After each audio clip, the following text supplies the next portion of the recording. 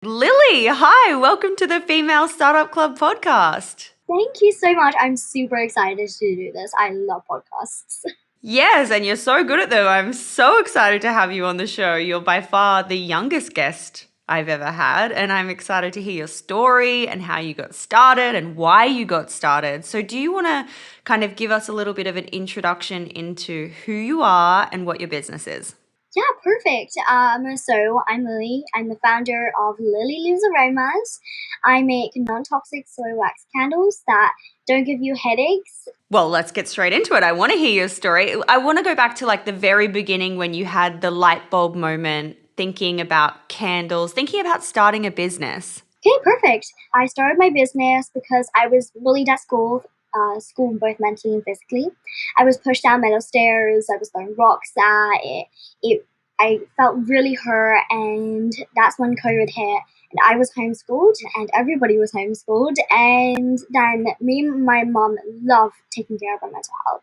So we go upstairs, we light a candle, we do our skincare, we journal, watch our favorite show. We realized that the candles we were using were actually giving us headaches because we just started getting headaches out of nowhere, and we kind of thought it was the candles. So we searched it up, and they had toxins in them that were bad for you. So I wanted to make a change in that, to make them eco-friendly, sustainable, non-toxic. So I started doing my business, and now I'm just kind of doing a business now by accident.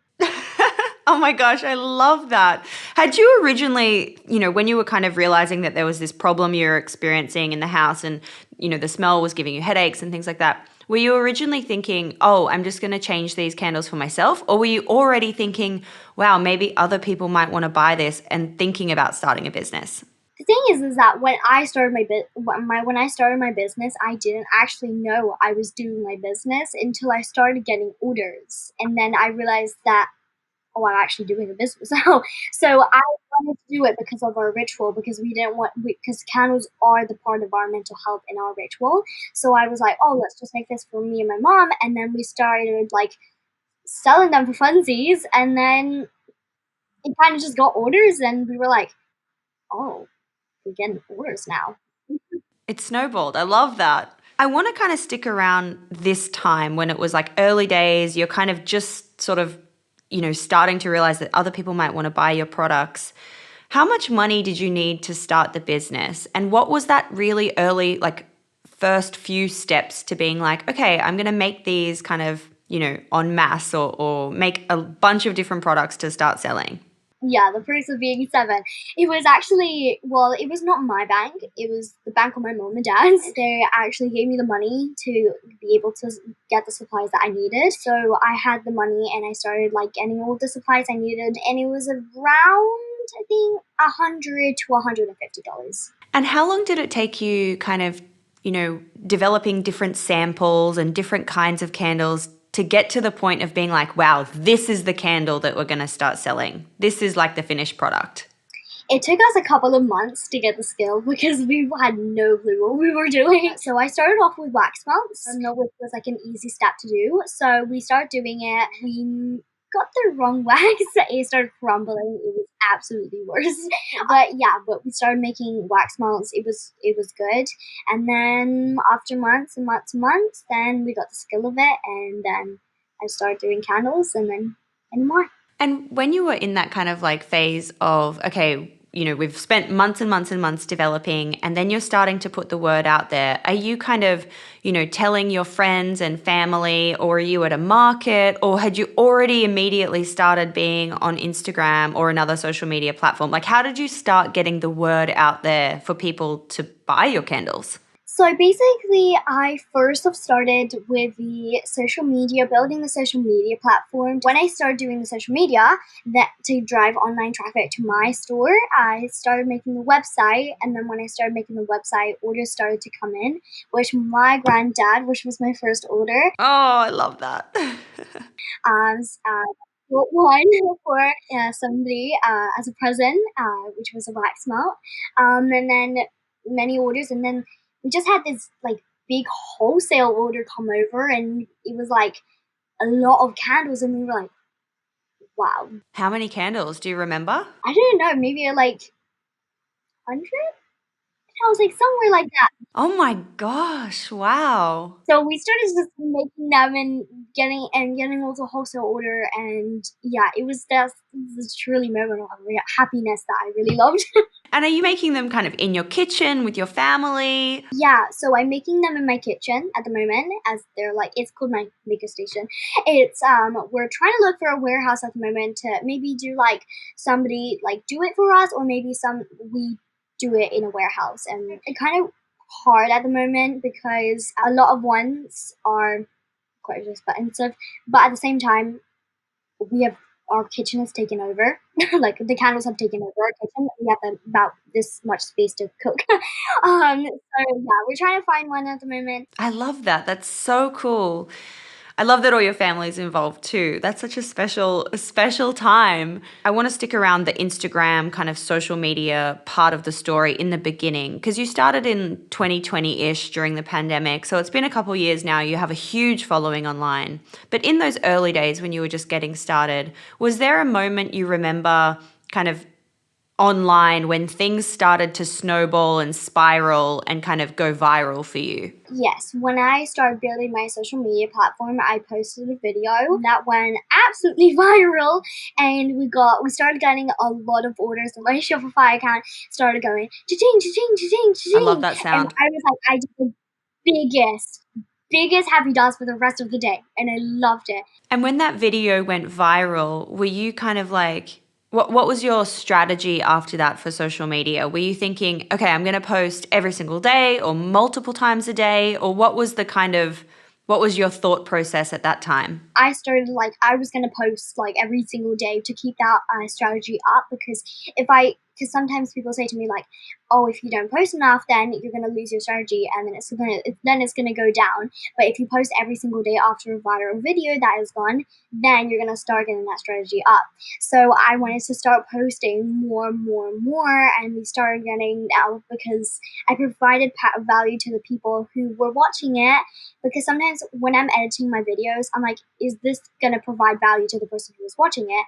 And is somebody gonna watch it? Is somebody gonna be interested in it? Because my videos are educational, like candles are like have toxins in them. So I say, is this gonna provide value? And if it is, then I post it, and I post more and more and more. And that's how I have 350,000 followers across my platforms. Wow, that is just so cool and so impressive.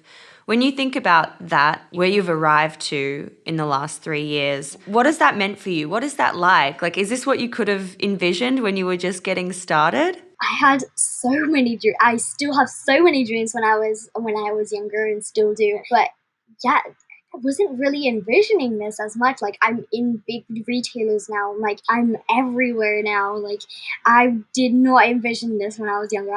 When I was younger, I was like, oh, this is gonna be a business. This is gonna be good. Like just a small business. But now I'm like, this is huge now.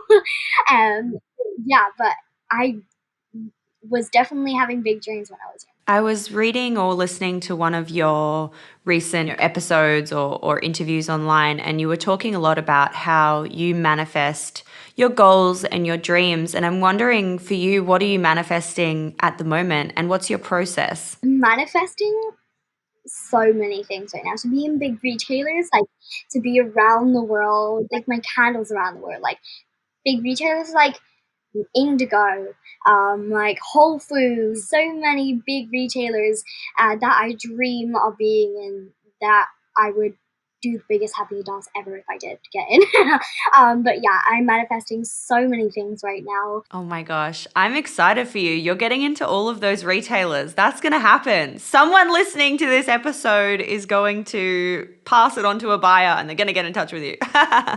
I'm manifesting that for you. Oh, I appreciate that. What are the kinds of marketing strategies that you're using with the business now outside of organic kind of Instagram and social media channels? What else have you kind of learnt and started to implement? I'm doing everything at the moment except paid ads because they're scary and I don't know what to do with them. At the moment, I'm doing social media is going really well because like you get to connect with people like even from Spain, like even from like so many other countries. You get to connect with people and to be able to have like good connections and stuff. And then also doing pop-ups, like you get to meet people from like that area, and like they can like find out your social media and be able to connect with so many people. Because sometimes like even in PR, if I'm in an event, then people are like, oh, Lily. Then sometimes if I'm in like, sometimes if I'm in social media, they're like, oh, it's Lily. And then sometimes if I'm in a magazine, they're like, oh, it's Lily. They're all working for me at the moment, and I just really love it. And I feel like after kind of the pandemic, in real life pop-up events and things like that is so what everyone's craving right now, because we were so indoors and online, and now the kind of IRL experience is what we're really craving. So I can imagine that works so well for you. It does. It's amazing. Step me through a day in the life of Lily as both a girl who goes to school or is homeschooled, and also a girl who is an entrepreneur and young businesswoman. Every day, I would say every day is different. It's a different day. No, every day is the same.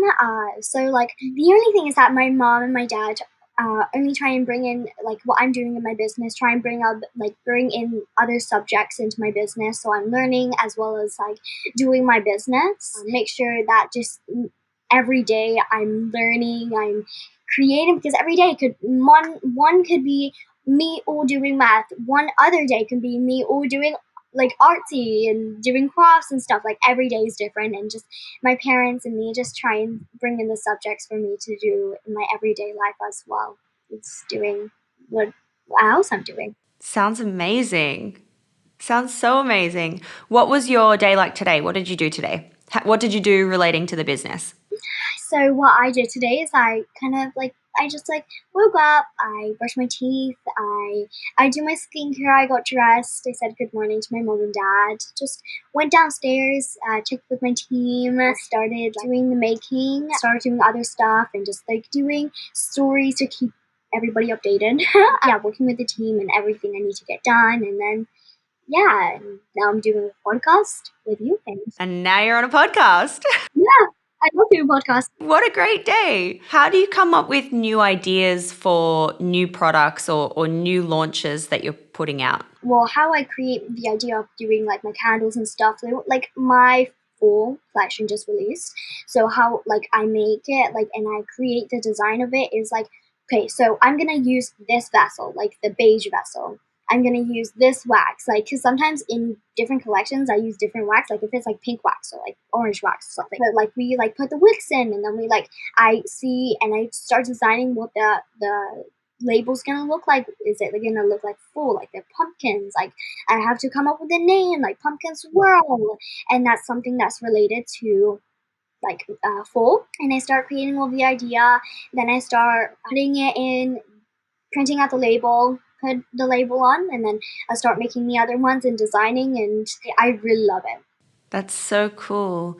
Does your community in places like Instagram, do they ask for certain kinds of products and kind of tell you what they want as well? So yeah, they also do that. They also say like, oh, could I make custom candles? So people are like, about the custom candles, could I have like this for my wedding, or could I have this for like Thanksgiving or something? And like it could be a picture of her husband and like her and stuff, or a dog or something. And like we would like just design it of the picture and then put it on the candle however they want it, and then we send it to them, and they're happily joyful with it. Oh my gosh, I love that. That's so great. I was reading something that you were talking about also in another episode or another article online, that you used to have a fear of public speaking. And I feel like a lot of people listening might also have that kind of fear. And actually for me, you know, I have a podcast now and I've interviewed hundreds and hundreds and hundreds of people, but I used to also have a massive fear of public speaking. So I want to know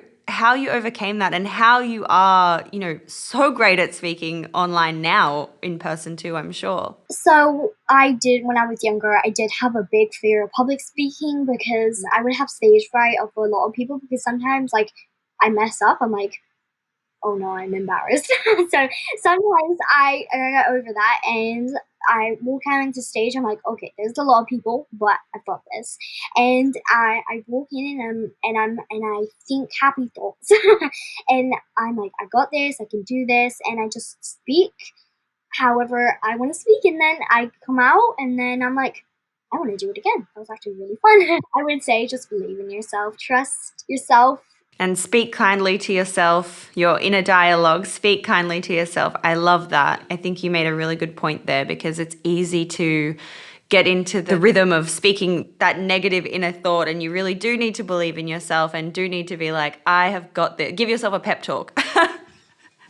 and get out there and try. I love that. What is your vision for the business? What do the next kind of years look like for you in terms of the ultimate dream? I know you want to get into retail. I know you want to get into these really big stores, but what else is the dream? What's the vision? I have lots. So there's also like I want to be able to like do my own skincare brand. I want to be able to do my own hair care brand. I want to be able to do my own body wash. Like so many ideas, like so much more. And yeah, I have like about a bajillion of them. I would tell them to you, but it's a lot. I'm excited for you. That sounds amazing. Very, very cool. Do you have a message or some advice for anyone listening who is maybe thinking about starting a business or has a dream to start a business in the future? So I would say trust yourself. You've got this. Chase your dreams, and you are amazing. Everybody's different. There's a good one that I'd love to say that is somebody said that don't let your inner thoughts take over other people's opinions. That's a good one. Thank you for sharing that. I love that. We wrap up every episode with a series of 6 quick questions that I ask to everyone on the show, and that goes into part 2 of the episode. So question number 1 is, what's your why? Why are you waking up every day and working on Lily Lou's Aromas? I'm building my business because I want to inspire people. I want to be able for people to chase after their dreams and, like always believe in themselves. Oh my gosh, that's so special. I love that. So cool. A really important why. Question number 2 is, what's been your favorite marketing moment so far in the business? Is there a certain video that went viral or a certain customer review or something that was really special to you that stands out? My favorite marketing has been, there's a time a viral video went viral because I was doing a day in my life. That's when a lot of people just loved it, and a lot of people started ordering from me, and then I started getting like lots and lots of followers, and people loved it. I love that. That's probably how we found you on social media, through your videos that were going viral. So they're working.